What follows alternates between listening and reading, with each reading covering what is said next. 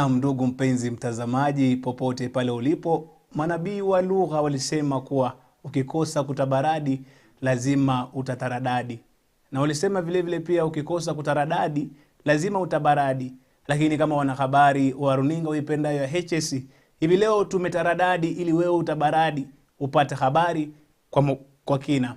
Na studioni nipo na mtangazaji mwenza wa lugha ya ishara kwa jina la Martha Nasimiu, tayari kukupa taarifa kemkem. Usisonge mbali, karibu kwenye kigoda cha habari cha awamu hii ya saa 3 ukisomewa nami kaka kindakindaki, kaka MLUMBI. Karibu.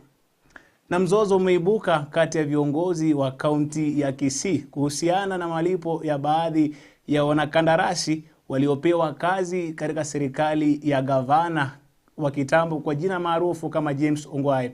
Na mzozo huo ulidhihirika wakati viongozi wa Azimio walipohudhuria hafla ya kutoa shukrani kwa gavana Simba Arati. Viongozi wa kaunti hiyo wanasisitiza kwamba hawatalipa pesa kwa kazi ambayo haijafanyika kamwe.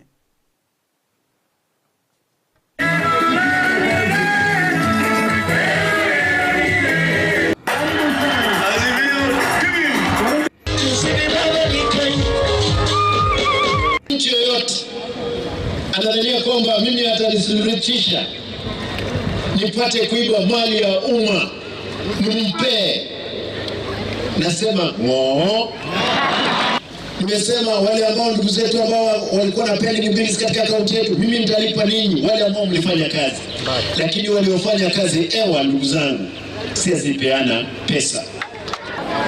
Hatuwezi kukubali gavana wetu aendelee kukejeliwa. Wale ambao wanajipanga kuleta motion ya impeachment, tunawaambia hii kizita kuwa ndogo sana kwenu. Hamtakanyaga hapa mkiendelea na tabia hiyo. Na lazima tukae chini, tuelewane, tufanye kazi pamoja kama viongozi wote. Kwa hivyo mimi ningeomba viongozi na kanisa tukae chini, tuongee na tushirikiane katika kazi ya maendeleo. Wakati huu tumepata barua kutoka Controller of Budget. Amesema hakuna hata ndururu ambayo itatumika kwa sababu tumeharibu sheria hapa kwa county. I want to assure the contractors, come rain, come sunshine, you will be paid your money. The law is very clear. Ndio nawaomba viongozi wa hapa Kisii mshirikiane, muongee ili muweze kusaidia hao wananchi. So the only thing Simba I can advise you, hata ukivinywa namna gani, dialogue is the best way. Wakati mwingine haifai kuanika mambo. Najua kuna mengine machungu. Tunataka kuona kama hapa Kisii kuna amani, ndio kazi inaweza kufanyika vizuri. Sasa wale watu kazi yao ni kujaribu tu kununua wafuasi wetu. Wapema pande hii anapeleka Ikulu. Tunakwenda kutafuta nini? Maendeleo.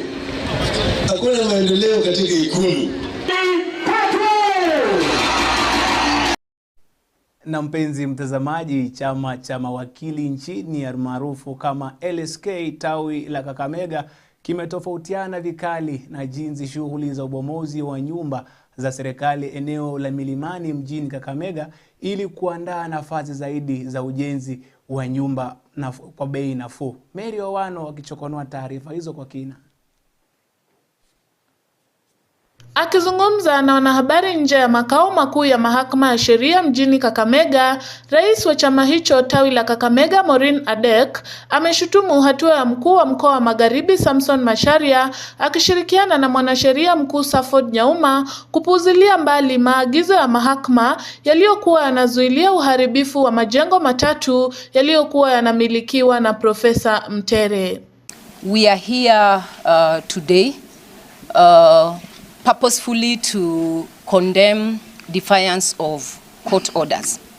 There were disputes that were moved to court regarding properties within Milimani in Kakamega. The court gave orders, but these orders have not been obeyed.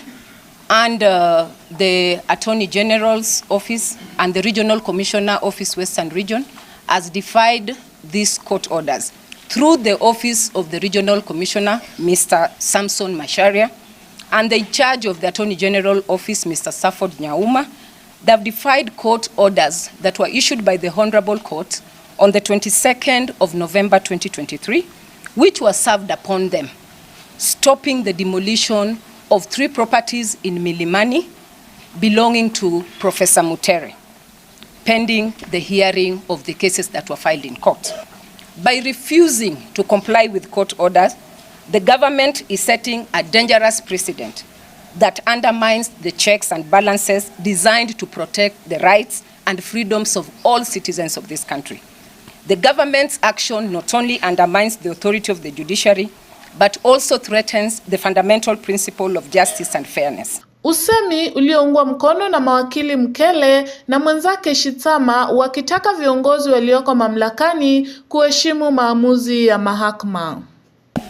I've never seen this in my long life as a lawyer, where the executive feels that they are in charge, not obeying court orders. At this rate, my colleagues and my friends, there is no wonder that there are chaos in Baringo, there are chaos in Lamu, and it will extend.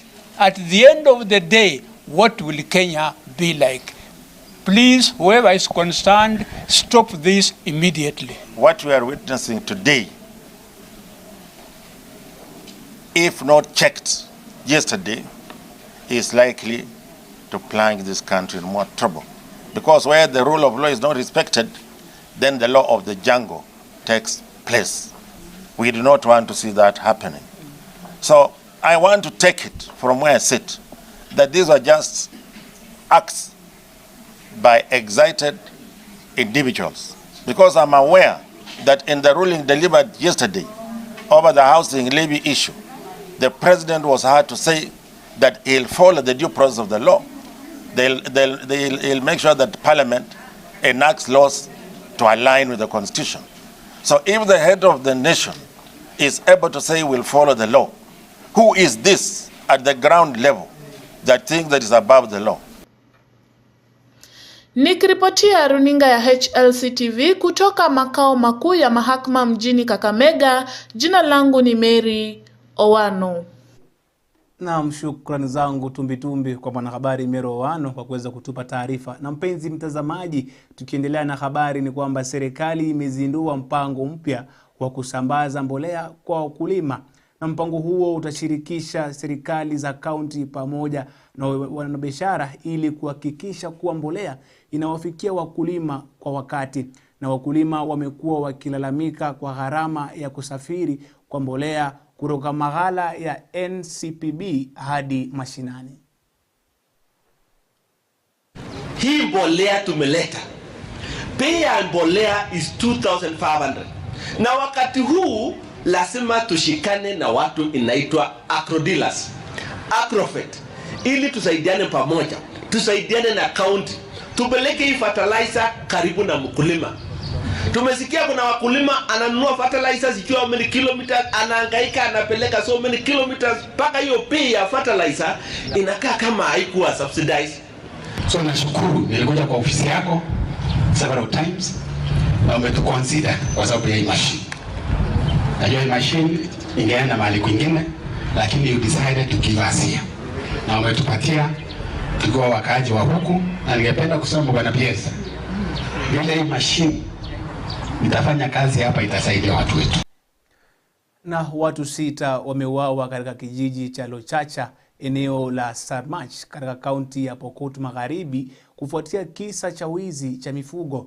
3 kati ya waliouawa ni washukiwa wa ujangili kutoka kaunti ya jirani ya Turkana ambao waliuawa na wenyeji. Aidha, watu wengine 16 wamelazwa hospitalini kwa kuuguza majeraha.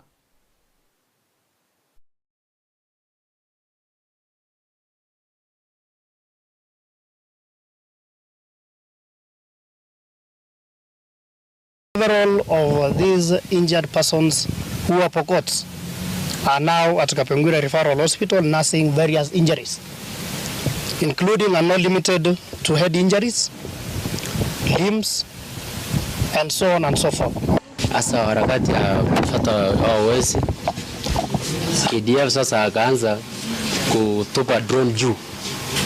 Kwa ile harakati ya kutupa drone juu akaona mali watu walisanyika na akatupa bomu kubwa sana. Operation ya kuja kumaliza uhalifu, lakini operation ya kuja kumaliza watu innocent. Ruto, we request you to kindly address the issues of insecurity along the borders. We've talked about the NPR for a very long time. There is no attention which is being given to that effect. Tunaomba serikali yetu ambayo tunaheshimu na bado tunapenda ya kwamba ingilia kati, sijui penye tunapeleka hii kesi, sijui ni ICC, sijui ni wapi.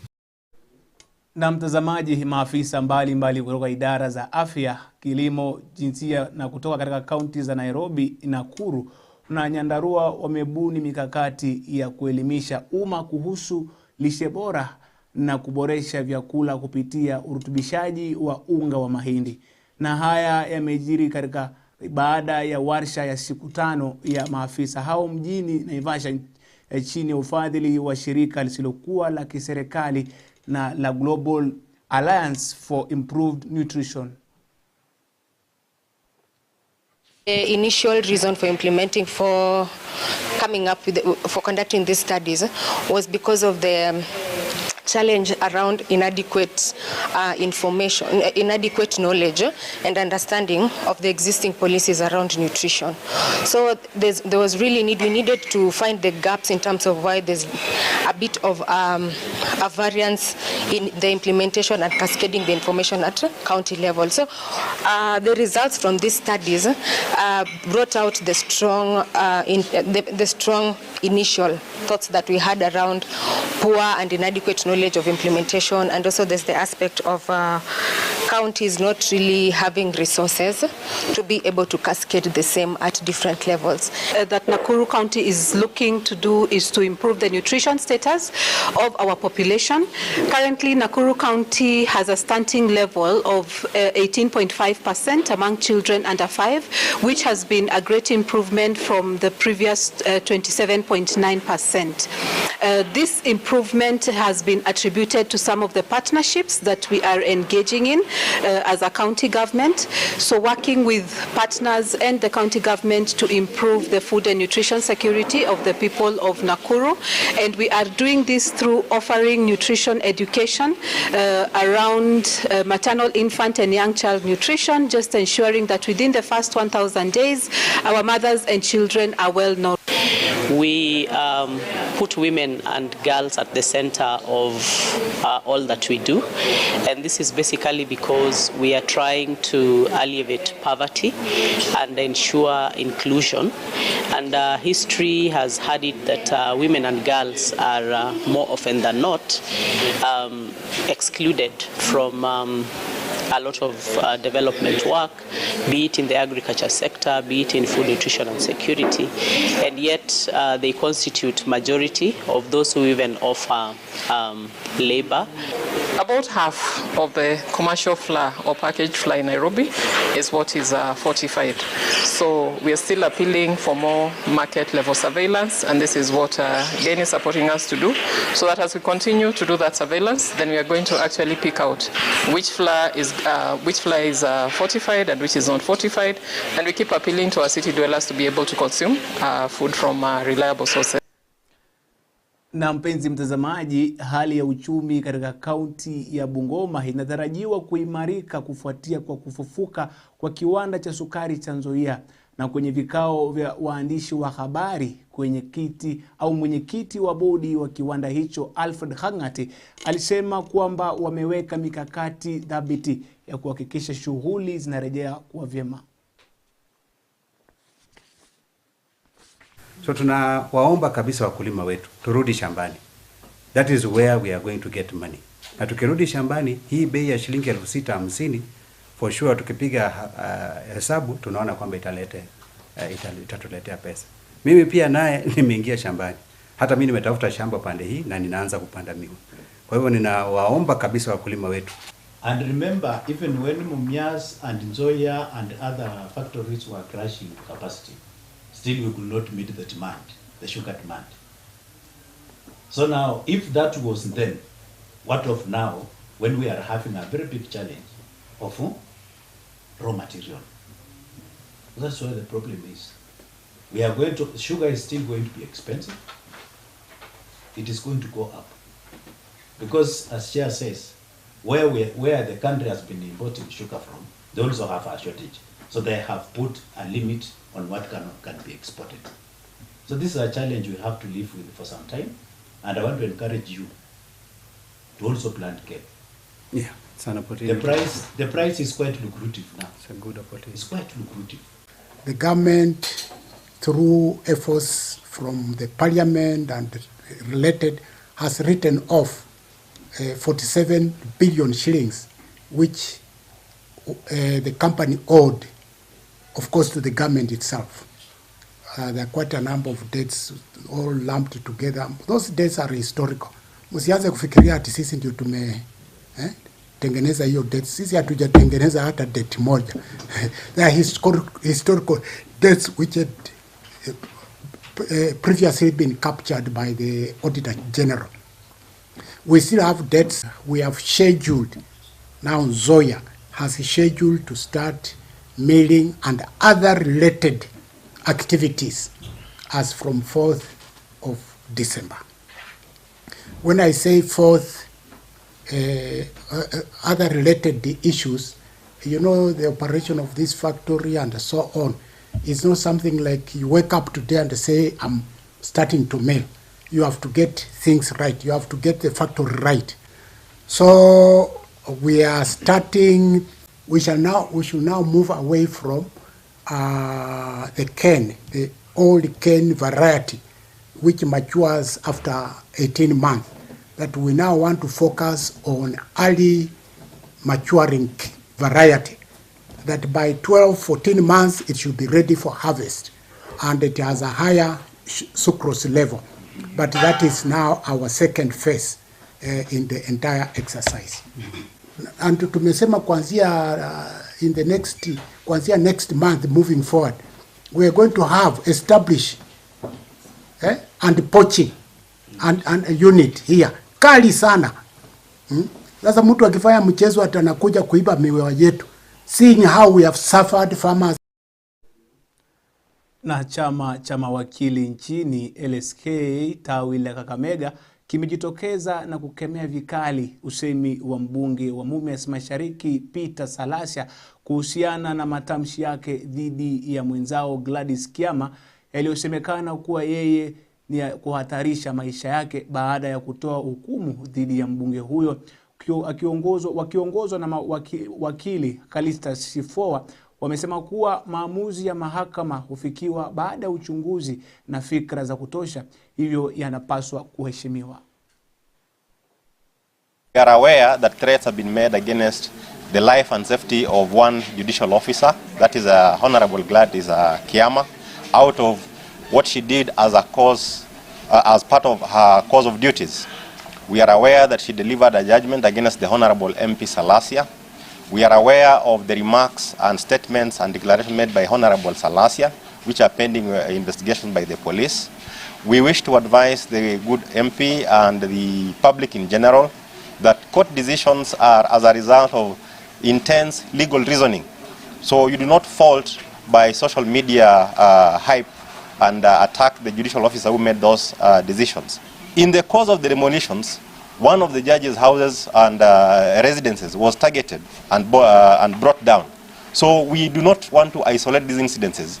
A threat such as demolition of a residence of a sitting judge is a very big threat to the rule of law. It destabilizes the capacity of those judicial officers to comfortably make decisions out of good reasoning, and we have previously suffered out of lack of judicial officers.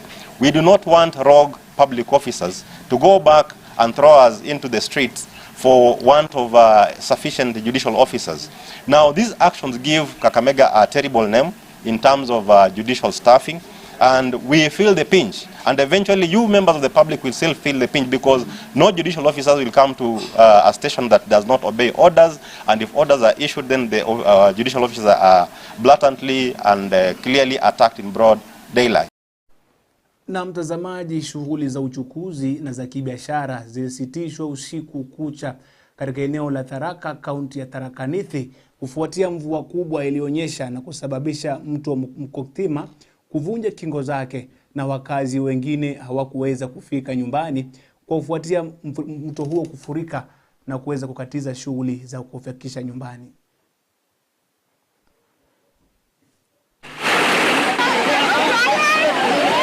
Sala maneno ya biashara pande hizo juu, unaona mpaka hiyo magari yote yanabeba mali ya kupeleka pande ile, na hakuna nafasi ya kuvukia hapa sababu biashara sasa si unaona inakuwa bwana. Mimi nafanya kazi huko Dhide na nimetoka Mkodhima, nilikuwa nataka kwa shamba, nikakuja kuvuka Kakodhima, ukitoka Mkodhima kwenda nyumbani. Mimi nikapata Kakodhima kamefurika maji, huwezi pata mahali pa kuvukia. Watu wameshagaa, kila biashara imekoma, magari yamewekwa upande mwingine, kila watu ni kushikilia mdomo. Tunashangaa tulichagua MP wetu nani, njia kwa wapi? Sababu hii ni ibu dogo atuwekea kama watu wa Mkodhima want. Tumepiga kura, so tulitokea 100% we voted for him, lakini hatuoni matumaini. Sisi tunatia sasa, tunaenda wapi? Mbona tufanyie? Hata ukikuwa kuna ambulance inakuja saa hii, kazi yote imesimama juu ambulance huwezi pita peleka mgonjwa mahali. Na tulikuwa tunaenda nyumbani, lakini saa hii hatuwezi enda, tutalala Mkodhima market sababu ya hii branch. Wanasiasa wetu wote wa ward na wale wa constituency na mangabana, tukiwaambia watutengenezee, wanatuambia tukiwapigia kura watatutengenezea, lakini hawatengenezi. Sasa tunataka wachukue hatua watengeneze, hata sisi hatutaenda nyumbani leo. Na wale kina mama wako na watoto, sivyo watoto watalala namna gani? Na mtazamaji, wakazi wengi wa kijiji cha Chambla, eneo bunge la Homa Bay mjini, huku walikesha nje baada ya mto Rangwena kuvunja kingo zake, kukasirika na kutapika, kusababisha uharibifu mkubwa katika kijiji hicho, na shirika la Msalaba Mwekundu likishirikiana na kaunti hiyo kuweza kuwahamisha wananchi kufika maeneo salama.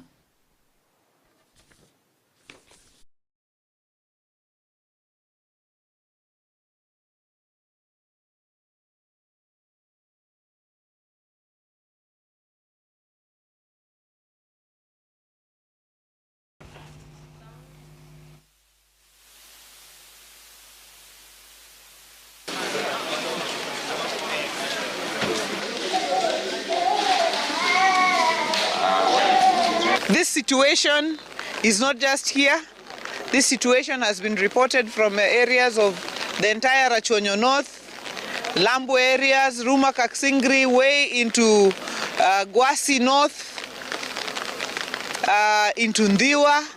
So we are facing a mega problem here in Homa Bay. We are responding together with the national government here in Homa Bay to the best of our ability, and our partners, the Red Cross. But the impact here is huge. Just want to tell the residents of the county that please move to higher grounds. For those who are affected this evening, we confirm that the county team is coordinating efforts to assist them with some few supplies, particularly for tonight. We've asked the school to open classrooms to ensure that they get a place to put up tonight. Serikali ya kaunti ya Siaya imeanzisha mchakato wa kusambaza samaki wachanga katika maziwa kwenye kaunti hiyo, na likiwemo ziwa Kanyaboli, ili kuwezesha wavuvi kiuchumi. Lakini hata hivyo, gavana wa kaunti ya Siaya James Orengo ameeleza kuwa wasiwasi wake na kuendeleza shughuli hiyo kwenye ziwa Victoria kutokana na utovu wa usalama.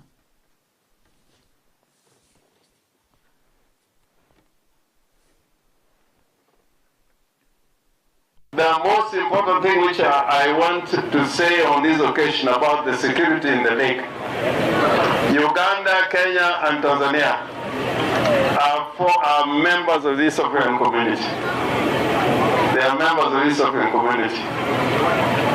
And they have already started a process of having a union, some kind of federal system that will bring together the nations of East Africa.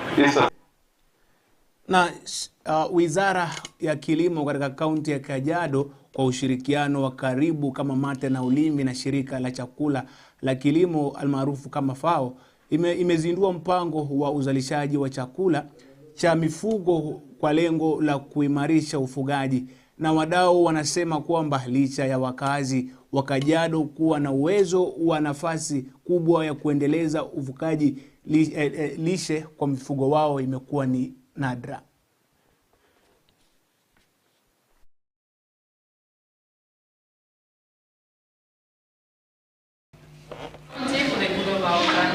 We thank you and mature faster, produce higher quantities of quality meat. And having such a document will be able to guide the county, will be able to guide the implementing partners and any other value chain actor from the farmer all the way to the people who are going to utilize those feeds.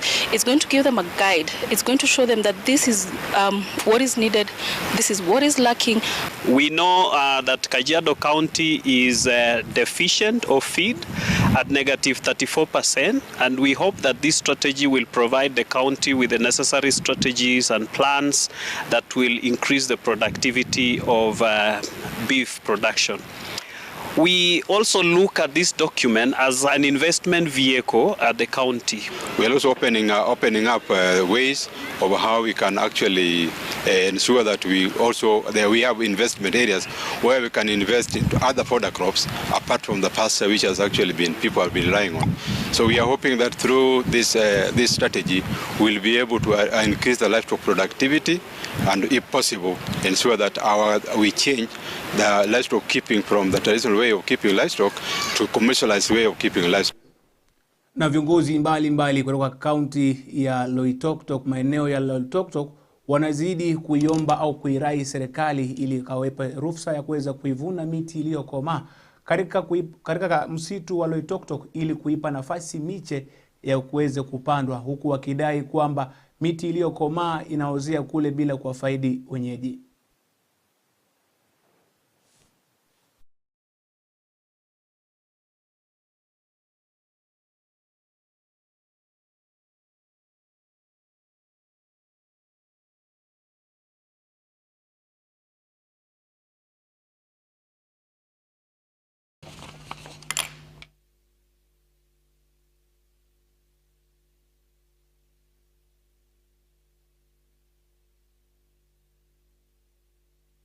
We are asking, or we are requesting the government to open up the selling, so that the area that is much over mature, because we have 100 hectares of cypress that are over mature, and so we are asking the government to open up so that the selling can be done, so that we get also to make sure that those areas are replanted. Sasa hivi tunaangua miti ikatwe tena. Sisi hatusemi tuharibu mazingira, lakini ni kwa nini tuoteshe miti na tuinvest pesa mingi na hiyo miti ikae miaka 50, halafu ukuje ianguke, ukipasua ndani imekuwa shimo. Haina, haijatufaidisha chochote. Lakini kifika mahali ni ya kuvuna, tuvune na tunapanda ingine. Ili tusikule tu tunaweka resources, tunasema tupande miche, tunaweka forest, lakini inakuja kuwa hakuna faida Na walimu wa sekondari ya msingi almaarufu kama junior secondary katika kaunti ya Nandi leo wameandamana wakitaka tume ya kuajiri walimu humu nchini TSC kuajiri walimu ambao wametoa mafunzo tangu mfumo wa CBC kuanza bila kuajiriwa.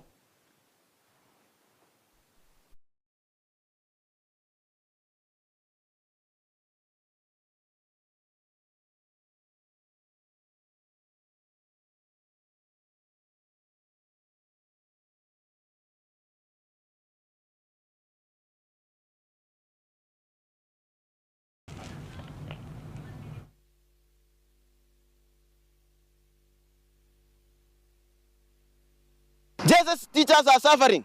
The 17,000 they have to pay rent, they have to pay school fees, they have to take care of their family, they have to take care of the old people in the society. Yes. 17,000 is not enough. Yes. Let me say this, that JSS teachers are tired. Intern teachers were placed far away from their homes, making them to suffer a lot. These 17,000 they are getting, they are not sustaining them. We have children in universities, we have children, we have families, and we have also to serve our families. We are suffering a lot. We are saying no to this. We are saying JSS teachers must be confirmed. We have a problem with resources. For example, the subjects like pre-technical, home science, integrated science, all these subjects, computer, all these subjects require practicals. Most part of CBC is practicals, but we really do not have the resources. So somehow we are really just teaching the theory, and now the practicals are not there. There is no way you are going to extend the contract for interns teachers, and you expect the service delivery to be improved. Tunataka serikali wa confirm the interns. Yes. We don't want renewal of the contract. Yeah. Na mpenzi mtazamaji, hao ni baadhi ya walimu wanamaka na kufoka kama simba aliyekuwa na njaa, ingawa wanasema kuwa simba mwenda pole ndiye mla nyama, lakini walimu wamegadhabishwa. Lakini tukiendelea kwingine ni kwamba biwi la simanzi, chonda na huzuni limetanda katika kijiji cha Sherembe, kaunti ndogo ya Nyamira Kusini, kaunti ya Nyamira, kwamba watu wawili waliouawa kinyama na shemejie katika eneo la Marani, kaunti ya Kisii, usiku wa tarehe ya 15 Novemba.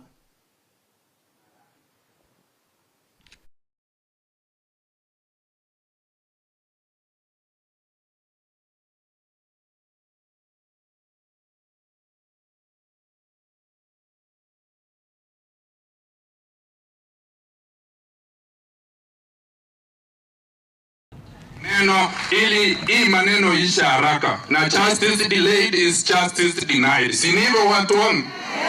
Tunataka yule mwenye alifanya maneno saa hii tunasikia angekuwa ameshafungwa maisha. Tunaomba serikali ya Rais William Ruto iweze kuingilia kati, na ile upelelezi unaoendelea juu ya haya mambo yalifanyika uweze kukamilika kwa njia ya haraka sana, ili sisi kama familia ya Mzee Nyairo tupate haki, ili pia hata kama haki itaturudishia wale wenzetu wazuri tunaoenda kuwapumzisha katika siku ya leo, lakini kidogo itatufariji.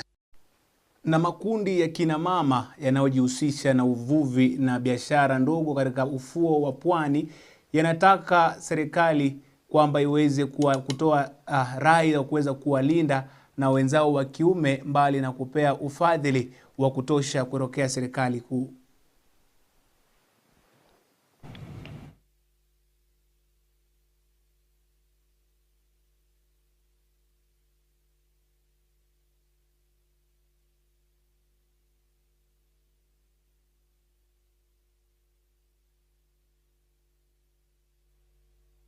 Naomba tuweze kupata vifaa vya kisasa vya kwenda kufanyia uvuvi, manake hizo machine boats ziwe na kila kitu. Ma life jackets, hizo GPRS, unajua unaenda wapi.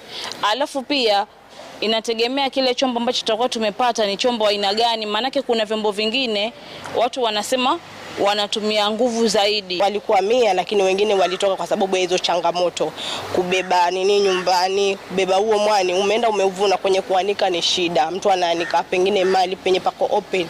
Mvua ikinyesha anapata stress ya kuondoa. Na nyumbani kutoka hapo baharini mpaka nyumbani ni 1 kilomita. Kama mradi tunaomba serikali iweze kushughulikia kuleta sera ambazo zina manufaa kwa wamama katika ule ukuzaji wa mwani, kuwe na sera ambazo zinawatunza katika kwenda baharini, maana siku hizi wamama wanaenda baharini kuvua samaki na wavuvi wa kiume. Pia tuwe na sera ambazo zinawalinda mahali pale.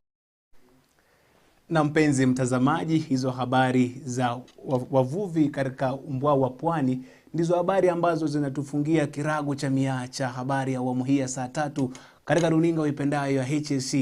Na mtazamaji wangu, moyo wangu unatokwa na mvuke wa furaha furifuri kwa kuweza kunifuatilia wakati nimeanza kukusomea habari na sasa nimefika awamu ya mwisho. Maadamu manabii wa lugha walisema kuwa kilicho na mwanzo hakikosi kuwa na mwisho, basi huu ndio mwisho wa habari zetu katika awamu hii ya saa 3. Na nishukuru vile vile pia mwandalizi wangu kaka Brani Kologoli ambaye amewezesha makala haya kufikia hapo ulipo, pamoja na mwelekezi wangu bwana Edgar Roy ambaye anaweka idili na kuchapa kazi ili habari hizi zikufikie hapo ulipo mpenzi mtazamaji. Na vile vile pia bila kumsahau yule ambaye ni producer bwana Jafet Kater, yeye pia hujizatiti ili habari hizi zikufikie hapo ulipo kwa wakati. Na bila kumsahau Nyakaso ndugu kindakindaki kaka ambaye na mwenzi bwana Sylvester Oyo. Siku zote namuita Sylvester Oyo kwa kuwa ni mchapa kazi zaidi. Na mpenzi mtazamaji, vile vile bila kumsahau mwanahabari mwenza ambaye tumekuwa na yeye, tumeandamana na yeye, mwanahabari wa Ishara Bi Martha na Shimiu ambaye tumeandamana na yeye mwanzo hadi mwisho. Shukrani zangu za dhati vile vile zikaweza kumwendea. Na mpenzi mtazamaji, imefika ni awamu ya mwisho ya kukupa nukuu ya siku. Na katika nukuu ya siku, ndugu mpenzi mtazamaji, ni kwamba kama kufanya kazi kwa nguvu kunatajirisha mtu, nionyeshe punda tajiri.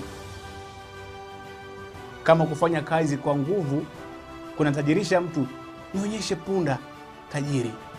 Mtazamaji, nguvu huwezi kuleta mjini, bali akili mjini, nguvu kijijini. Ndio siri ya kuweza kufanikiwa katika maisha. Chapa kazi, ukuwe na fikra tunduizi jinsi ambavyo unaweza kuleta maendeleo, ila sio kutumia nguvu nyingi kama punda. Wabaadu wakatabahu fakir. Na yuka huku nikiosita kiwenda wazimu. Jina langu niite Kaka MLUMBI. Tukutane tena hapo kesho awamu ya saa 3 panapo majaliwa Mwenyezi Mungu. Alamsiki.